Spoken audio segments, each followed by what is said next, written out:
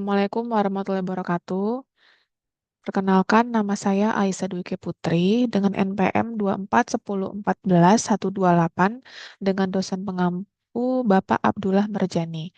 Baiklah, saya akan menjelaskan atau memaparkan untuk perancangan eksperimen sebagai materi UT atau sebagai bahan UTS semester ganjil tahun 2025.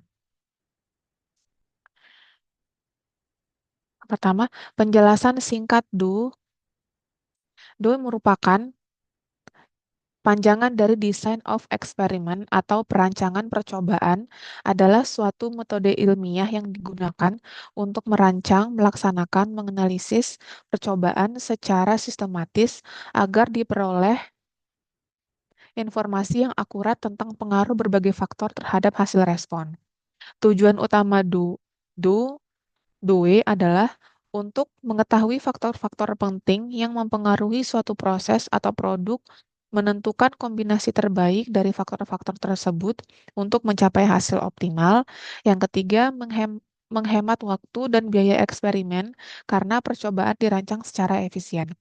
Contohnya dalam industri, DOE digunakan untuk mengetahui bagaimana suhu, waktu, dan tekanan mempengaruhi kualitas produk agar dapat diperoleh kondisi operasi terbaik. Langkah utama dalam DO. Yang pertama, identifikasi masalah dan tujuan percobaan. Tentukan masalah proses atau output yang ingin diperbaiki. Kemudian, rumuskan tujuan eksperimen seperti meningkatnya kualitas produk, mengurangi variabilitas proses. Yang ketiga, menentukan faktor yang paling berpengaruh. Contohnya, menentukan pengaruh suhu dan waktu pemanasan terhadap kekuatan produk. Yang kedua, identifikasi faktor dan level. Tentukan variabel bebas yang akan diuji, misalnya suhu, tekanan, kecepatan, pH, dan lain sebagainya. Kemudian tentukan level, tingkat nilai dari masing-masing faktor. Misalnya suhu 100 derajat dan 150 derajat, waktu 30 menit atau 60 menit. Biasanya 2 level atau 3 level per faktor digunakan. Kemudian langkah yang ketiga, tentukan respon atau output. Pilih variabel respon, Y yang akan diukur untuk menilai hasil eksperimen. Misalnya, kekuatan tarik, kandungan konsentrasi, efisiensi proses. Pilih desain eksperimen. Pilih, maksud saya, di langkah keempat, pilih desain eksperimen. Pilih jenis desain yang sesuai dengan jumlah faktor dan tujuan. Seperti full factorial design untuk menguji semua kombinasi faktor, fractional design sebagai kombinasi atau lebih efisien, random design, acak urutan percobaan, kemudian respon survival method atau RSM untuk optimasi dan interaksi nonlinear. Kemudian langkah kelima, lakukan percobaan atau eksperimen. Jalankan percobaan sesuai rancangan desain, pastikan kondisi dan perlakuan sesuai dengan faktor dan level yang ditentukan, catat hasil respon dengan teliti. Yang keenam, analisis data. Gunakan analisis statistik atau ANOVA untuk mengetahui apakah faktor berpengaruh signifikan terhadap respon, apakah interaksi antar faktor, kemudian dapat dilakukan dengan software Minitab, R atau Excel. Hasil biasanya berupa nilai p-value berupa kurang dari 0,05 menunjukkan faktor signifikan. Kemudian, grafik efek utama dan interaksi. Langkah selanjutnya atau langkah ketujuh, tentukan kondisi optimal. Berdasarkan hasil analisis, tentukan kombinasi faktor dan level terbaik untuk mencapai hasil optimal, misalnya respon maksimum atau minimum. Validasi hasil dengan percobaan konfirmasi atau confirming run. Langkah ke-8, interaksi dan kesimpulan. Jelaskan hasil utama. Faktor-faktornya adalah faktor mana yang berpengaruh, interaksi antar faktor, kondisi optimal proses, buat rekomendasi untuk implementasi di lapangan.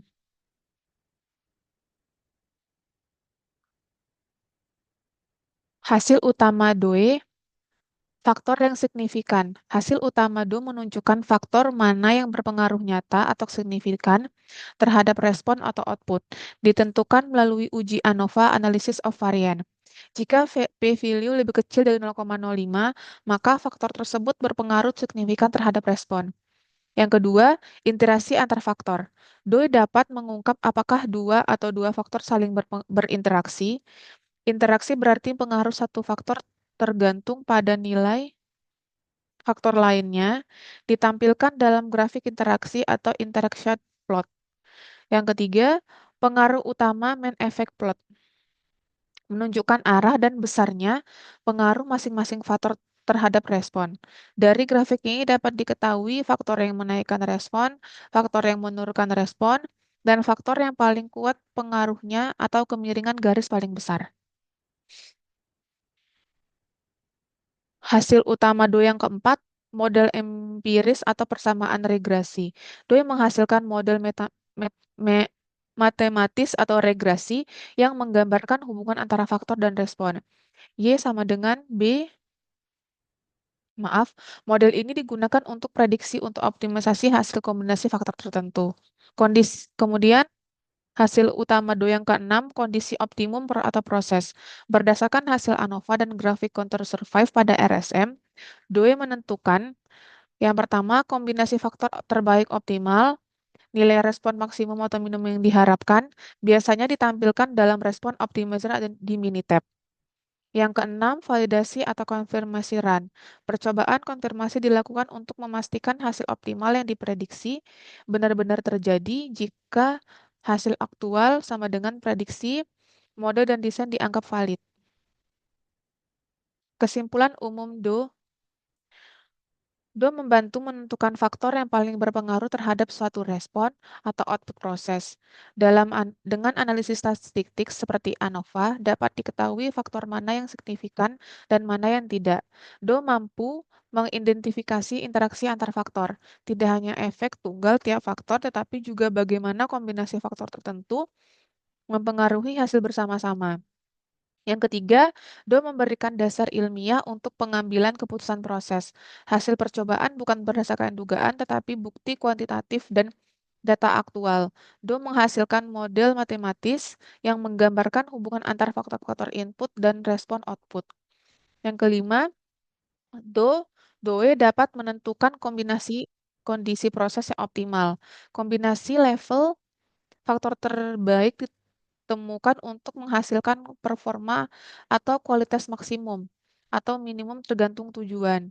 Validasi hasil eksperimen menunjukkan bahwa rancangan dan analisis DO dapat dipercaya serta dapat diterapkan pada kondisi nyata.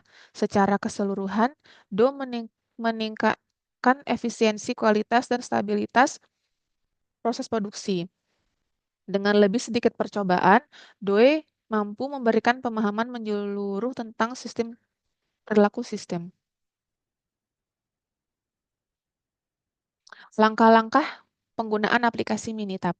Yang pertama, buka aplikasi Minitab di laptop. Saat terbuka, akan terlihat worksheet lembar data mirip Excel, kolom di bagian atas bernama C1, C2, dan C3. Siapkan data yang dimasukkan. Data-data terdiri dari yang pertama faktor-faktor, misalnya suhu, waktu tekanan. Yang kedua respon atau output, misal kekuatan, konsentrasi, dan efisiensi. Yang ketiga, buat kolom di worksheet, klik pada C1 atau C2. Yang keempat, masukkan nilai faktor. Yang kelima, masukkan nilai respon. Di kolom kekuatan, masukkan pengamatan, misalnya jenis angka. Pastikan data respon sesuai dengan urutan percobaan. Dan yang keenam, simpan worksheet. Saya akan membuka aplikasi Minitab.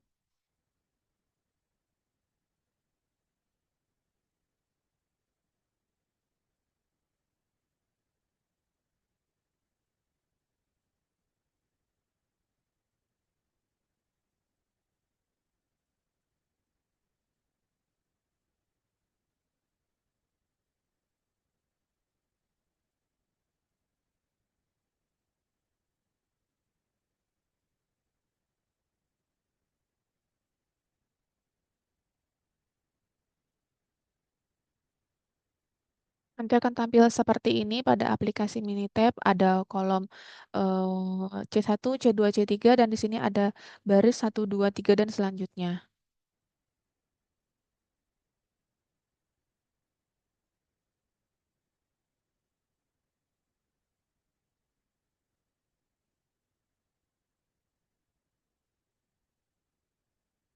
Baik, kita lanjut. Latar belakang pada pengerjaan tugas ini melalui soal 331 dan 416 dapat diterapkan melalui aplikasi Minitab menggunakan ANOVA dan RDB. Tujuannya pada soal 333.31 untuk melihat pengukuran konsentrasi pada 4 jenis katalis. Pada soal 4.16 untuk melihat perbedaan yang signifikan antara algoritma dalam rata-rata akurasi estimasi biaya. Manfaatnya, memahami penerapan ANOVA dan RBD pada data nyata. Yang kedua, mengevaluasi efektivitas perlakuan dan perbedaan antara kelompok. Yang ketiga, menjadi panduan analisis residual dan post hoc, meningkatkan kemampuan dalam perancangan eksperimen dan analisis data statistik. Selanjutnya untuk pembahasan soal 331. Di sini ada soal 4 katalis yang mungkin mempengaruhi konsentrasi satu komponen dalam campuran cair, 3 komponen sedang diselidiki. Pengukuran konsentrasi berikut diperoleh dari sebuah percobaan acak lengkap. Seperti tabel di sini ada dengan katalis 1 dengan jumlah datanya sebagai berikut: katalis 2, katalis 3, dan katalis 4. Di sini ada 3 pertanyaan. Yang pertama, apakah keempat katalis tersebut memiliki efek yang sama terhadap konsentrasi? Yang kedua, analisis residual dari percobaan ini. Dan yang ketiga, buatkan selang kepercayaan 99% untuk rata-rata respon. Baiklah, di sini saya akan membuka aplikasi Minitab terlebih dahulu.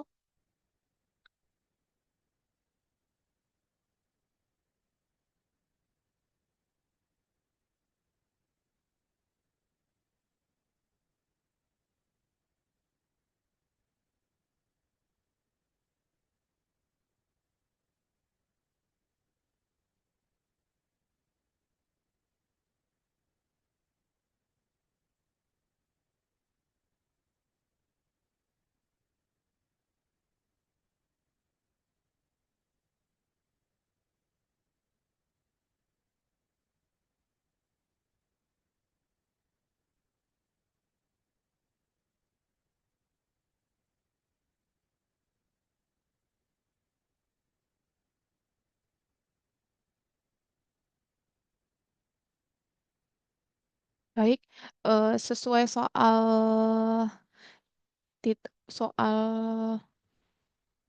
sebentar, sesuai soal 3.31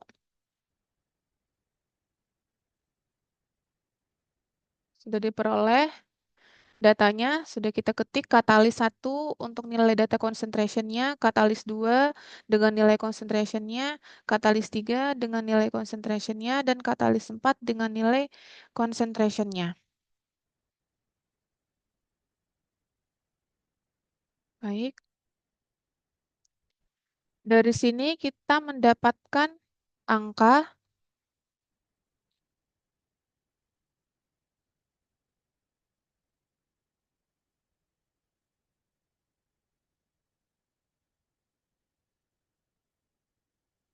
Untuk pertanyaan yang pertama,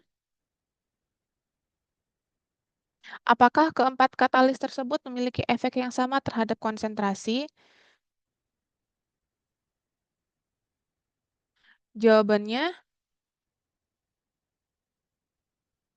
jadi keempat katalis tidak memiliki efek yang sama terhadap konsentrasi karena nilai N pada N-nya 16, Y rata-ratanya itu 54, sebentar.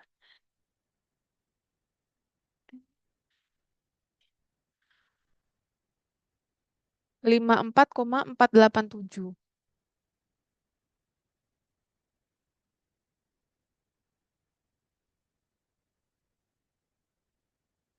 Oke.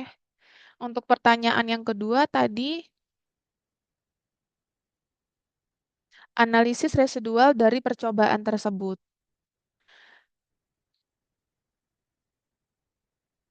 Jika dilihat dari jika dilihat dari keempat grafik, normal probability plot menunjukkan titik relatif atau mengikuti garis lurus sehingga hasil ANOVA dapat dipercaya. Kemudian, untuk pertanyaan ketiga tadi, buatlah selang kepercayaan 90% untuk rata-rata respon katalis 1. Untuk jawabannya pada aplikasi Minitab disebut eh, untuk nilai rata-rata respon katalis 1 dengan selang kepercayaan 99% pada Minitab tampil sebesar 54,582%.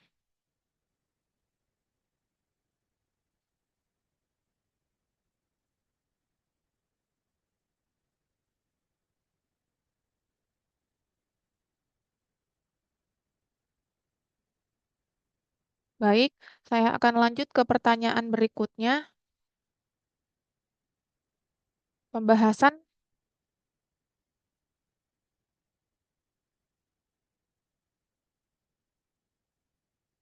Saya akan lanjut ke pertanyaan berikutnya, pembahasan soal 4.16.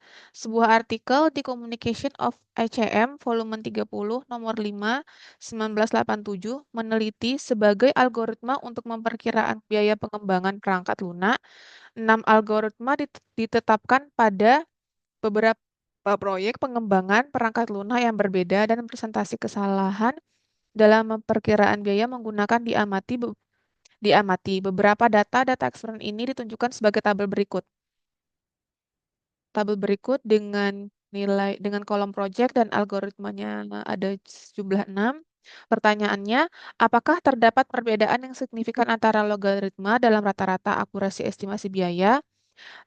Yang kedua, analisis residual dari eksperimen ini. Algoritma mana yang paling direkomendasikan untuk digunakan pada praktik? Baik, kita lanjut ke aplikasi Minitab.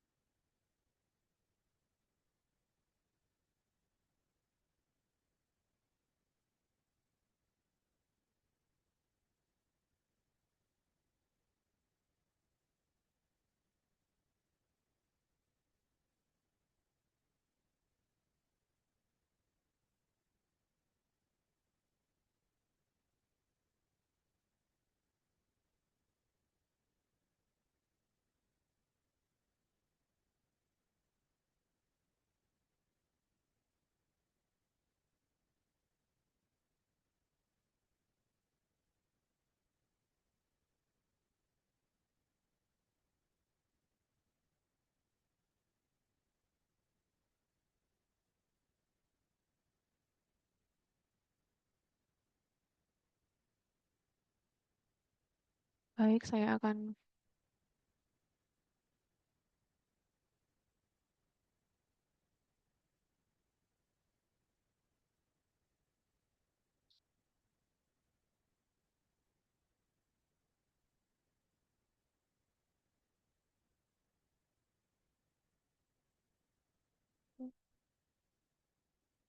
untuk data tabel tadi kita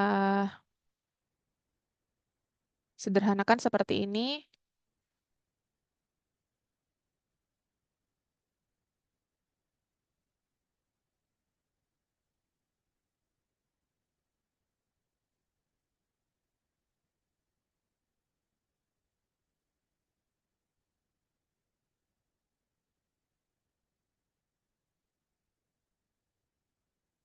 Oke, selanjutnya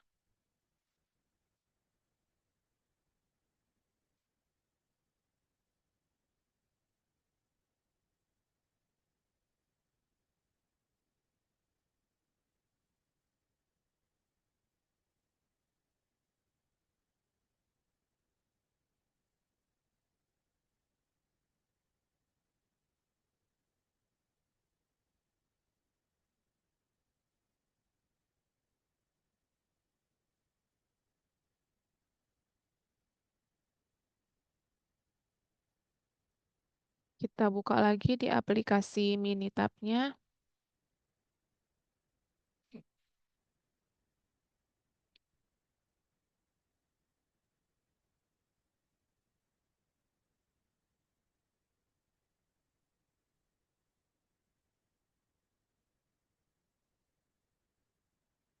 Start, ANOVA, One Way. Untuk kolom faktornya, kita pilih algoritma. Untuk respon, kita pilih persen error. Kemudian untuk grafiknya, kita pilih residual. Kita ingin melihat langsung 4 tabel, 4 grafik yang muncul. Kemudian kita klik OK, OK.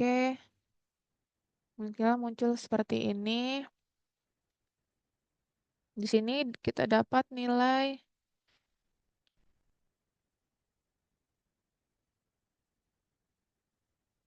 rata-ratanya dan keempat grafiknya.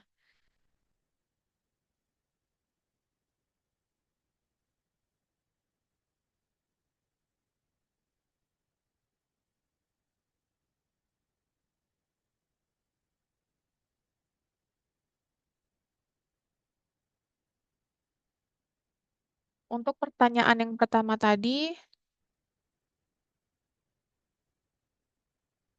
apakah terdapat perbedaan yang signifikan antara algoritma dalam rata-rata akurasi biaya? Untuk jawabannya, hasil ANOVA menunjukkan dengan nilai P kurang dari 0,05 itu menunjukkan adanya perbedaan signifikan antara algoritma dalam estimasi biaya. Kemudian pertanyaan yang kedua, analisis residual dalam eksperimen ini. Analisis residual dalam eksperimen ini kita lihat dari keempat grafiknya. Baik, saya akan perkecil grafiknya dulu.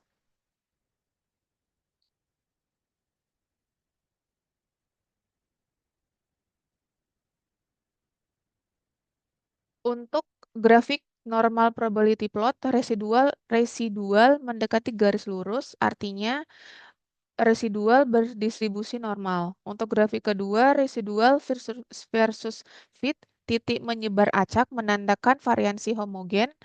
Yang ketiga, histogram of residual distribusi mendekati normal. Dan yang keempat, residual versus order tidak boleh ada pola tertentu atau random. Untuk pertanyaan yang nomor 3, algoritma mana yang paling direkomendasikan untuk digunakan dalam praktik? Berdasarkan rata-rata error, kita lihat dari aplikasi Minitab, berdasarkan rata-rata error, function point lah yang memiliki nilai rata-rata error yang terendah, sehingga direkomendasikan untuk digunakan dalam praktik.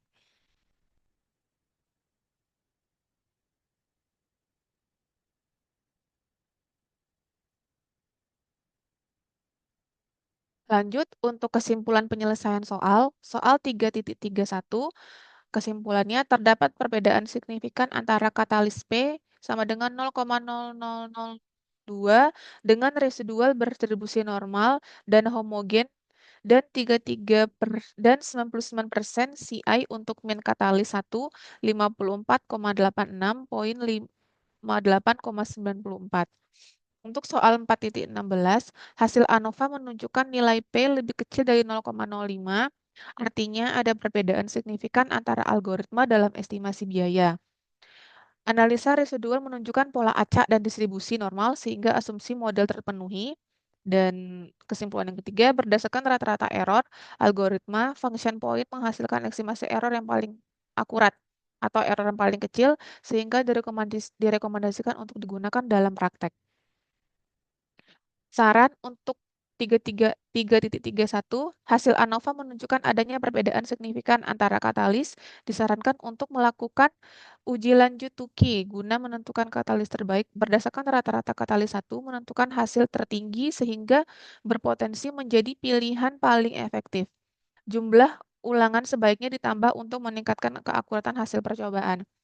Untuk saran 4.6 soal 4.16, berdasarkan hasil ANOVA di Binitab, terdapat perbedaan signifikan antara algoritma dalam estimasi biaya. Algoritma function point dan estimal direkomendasikan karena memiliki rata-rata kesalahan paling kecil dan hasil yang lebih konsisten. Untuk penelitian selanjutnya, disarankan menggunakan lebih banyak data proyek serta mempertimbangkan faktor lain dalam kompleksitas dan ukuran proyek agar hasil estimasi lebih akurat. Untuk soal tambahan, jelaskan setiap 7 item mengenai aplikasi dan tunjukkan dalam melakukan percobaan dari petunjuk dalam melakukan percobaan seperti gambar berikut. Baiklah, untuk yang pertama di sini ada recognition of statement of the problem, artinya pengenalan dan perumusan masalah. Langkah awal adalah memahami masalah yang ingin diselesaikan. Misalnya, dalam produksi ingin diketahui apakah jenis katalis tertentu mempengaruhi hasil reaksi kimia. Tujuannya harus lebih jelas agar eksperimen fokus. Yang kedua, selection of response variable, pemilihan variabel respon. Menentukan apa yang akan diukur sebagai hasil percobaan. Contohnya, jika meneliti katalis, responden bisa berupa konsentrasi produk, waktu reaksi, atau randoman hasil. Yang ketiga, choice of factor, level, and range. Pemilihan faktor, level, dan rentang. Menentukan variabel bebas, faktor yang dikendalikan, level, dan rentangnya. Misalnya faktor jenis, katalis, suhu, dan waktu reaksi. Yang keempat, choice of experiment design, pemilihan rancangan percobaan. Menentukan rencana yang sesuai seperti rancangan acak lengkap, rancangan faktoral, atau rancangan acak kelompok. Pemilihan ini mempengaruhi bagaimana data akan diolah dan validas hasil. Yang kelima, performance of experiment, melaksanakan percobaan. Melakukan eksperimen sesuai rancangan yang sudah ditentukan, menjaga kondisi agar faktor yang tidak dikontrol tidak terlalu mempengaruhi hasil, misalnya memastikan alat ukur dan bahan atau kondisi. Yang keenam, statistical analysis of data, analisis statik. Data hasil percobaan dianalisis menggunakan metode statik seperti ANOVA, regresi, atau UJT untuk menentukan apakah faktor terpengaruh signifikan terhadap respon. Consultation dan recommendation, kesimpulan dan rekomendasi, menarik kesimpulan berdasarkan hasil analisis, lalu memberikan rekomendasi, misalnya menentukan katalis terbalik atau kondisi optimum untuk proses produksi. Baik. Sekian presentasi saya tentang mengenai DUI, Do, kemudian penggunaan aplikasi Minitab, dan langkah-langkah mengerjakan soal yang telah diberikan. Lengkap dengan kesimpulan dan saran. Sekian dari saya. Assalamualaikum warahmatullahi wabarakatuh.